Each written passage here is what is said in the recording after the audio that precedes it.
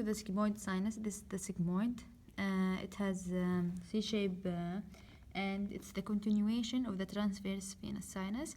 It runs in the sulcus for sigmoid sinus, and it ends at the jugular foramen by forming jugular bulb to continue as internal jugular vein, as we said before.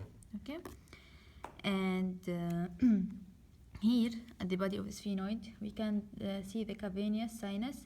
It is a cave-like structure, and it's in each side of the body of the sphenoid where we have air sinuses, and it has special importance for two reasons. The first reason that nerves, it continue nerves and arteries within its walls, like third, fourth, and sixth cranial nerve, V1 and V2, and internal carotid artery.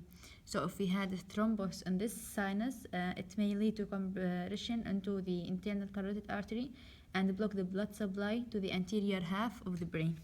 The second importance is that superior and inferior ophthalmic veins, they drain into it. You know, the superior ophthalmic vein, it comes from the orbit through superior orbital fissure, okay, and drains on it. So why it's important? Here, from the angle of the eye to the angle of the mouth, this zone we call it dangerous zone, because if we have infection on it, it may be transmitted through the facial vein in the face, which go to the pterygoid venous plexus, and then go to inferior ophthalmic vein, which drains on the cavernous sinus. So it can cause, after coming to the cavernous sinus, it may cause intracranial infection. Okay.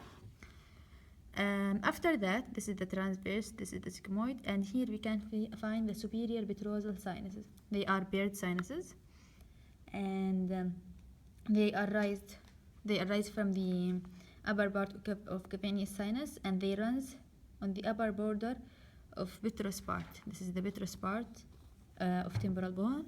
It runs in its upper border, and then they join here to sigmoid venous sinus. And there is another one, this one. It is the inferior petrosal sinus. Its paired sinus arises from the lower part of the cavernous sinus, and it leaves the skull through jugular foramen to join the internal jugular vein, as we said before.